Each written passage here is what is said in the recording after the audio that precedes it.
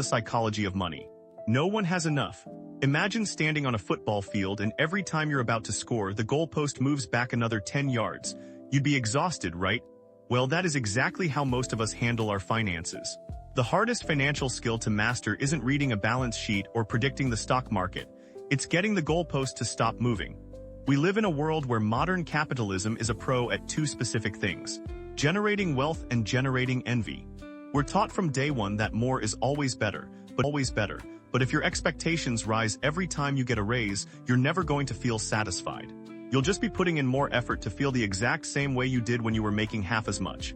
It's a dangerous cycle because when the taste of more power, more prestige, more money increases faster than your satisfaction, you start taking risks you have no business taking. You start feeling like you're falling behind, and the only way you think you can catch up is by gambling with the things you already have and actually need.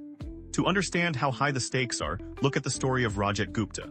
This guy was the personification of the American dream.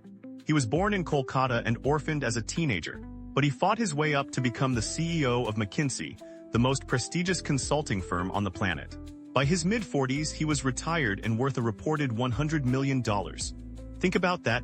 A 5% return on that kind of money generates almost $600 an hour, every day. He could have done anything he wanted for the rest of his life, but $100 million wasn't enough for Gupta. He wanted to be a billionaire and he wanted it badly.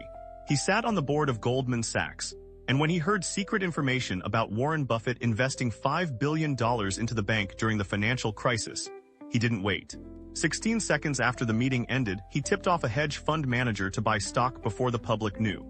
He threw away his reputation, his legacy, and eventually his freedom, all for a side hustle to make money he didn't even need.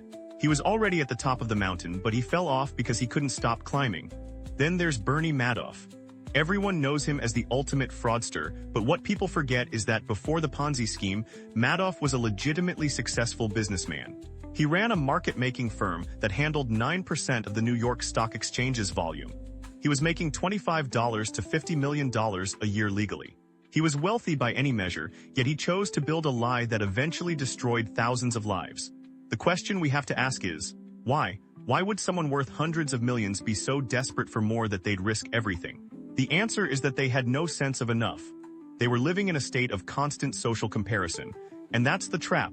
Social comparison is a battle that literally cannot be won because the ceiling is infinitely high.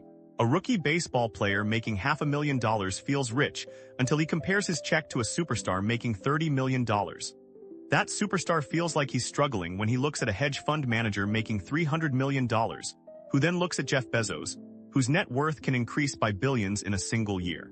The only way to win this game is to refuse to play it. You have to accept that you might have enough, even if it's less than the person standing next to you. It's like being in a casino in Las Vegas. The dealer will tell you that the only way to win is to exit as soon as you enter. If you stay at the table long enough, the house always wins. In the game of wealth, the house is your own ego. Many people think that having enough means you're being conservative or that you're leaving opportunity on the table. But that's a mistake. Having enough is actually the smartest way to protect yourself.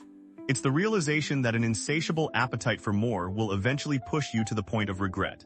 We all know how much food we can eat before we get sick, but for some reason we don't apply that same logic to our bank accounts. We keep reaching until we break. At the end of the day, there are many things that are never worth risking, no matter how much money is on the line. Your reputation is invaluable. Your freedom and independence are invaluable. Your family and your friends are invaluable. Being loved by the people you want to love you is the ultimate wealth. Gupta, after he was released from prison, tried to justify it by saying he wasn't attached to his reputation anymore, but